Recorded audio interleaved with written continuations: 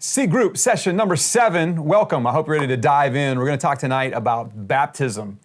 So when we talk about baptism, man, it's been my experience that it kind of divides when you talk about baptism because there are a lot of different people that have a lot of different thoughts and views on what baptism is and what baptism does.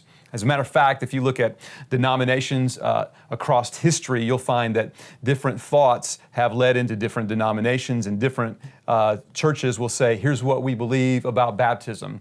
Now, most of the views and arguments and disagreement on baptism really can be put into two columns. One column being the mode of baptism, that is, do you have to go underneath the water? Are you sprinkled? So that's the mode. And then the other column would be the purpose. Like, what's the reasoning behind baptism? Do you have to be baptized? And then do you have to be baptized to be a Christian? Or is it okay if you're not? And is it optional? And all of that stuff. Well, after a couple decades of ministry, I've heard just about every excuse in the book from people as far as why they shouldn't be baptized. And so I've come up with Scott's top 10 list, top 10 excuses for not being baptized. And maybe you're going to relate with some of these today, or maybe you're going to add to some of them. But here are the top 10 things that I've heard, top 10 excuses that I've heard when I talked to people about baptism, and they've said, here's why I'm not going to get baptized. So in no certain order, in completely random, here's the list, the top 10 excuses for not being baptized. Number 10, it's optional. People would say it's not necessary, it's just optional, and I can choose to do it or not. God doesn't really care. So that's number 10. Number 9, the number 9 excuse I've heard for not being baptized is it's inconvenient. Like, man, I gotta put some different clothes on, and I gotta schedule it, and I gotta be there early, and then I gotta talk to people, and I gotta get wet, and then I've gotta get dressed again, and I gotta do my hair, some people, not me. But so it's just completely inconvenient. That's an excuse. Number 8, the number 8 excuse I've heard is, hey, the thief on the cross wasn't baptized.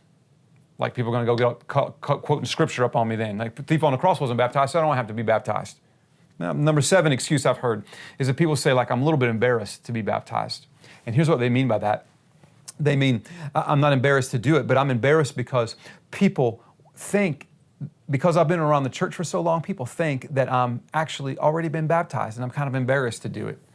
The number 6 excuse I've heard from people for not being baptized is, hey, this is a personal decision, so it shouldn't be public. I shouldn't have to get in front of people. I shouldn't have to have anybody see me do this, if I want to do it or not. So this is a personal decision.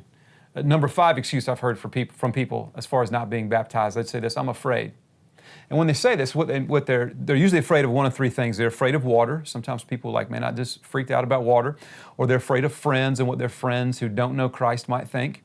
Or they're afraid of their family. And actually, I run into grown adults who would say, I'm a little bit afraid of what my parents will think because I wasn't raised in this tradition.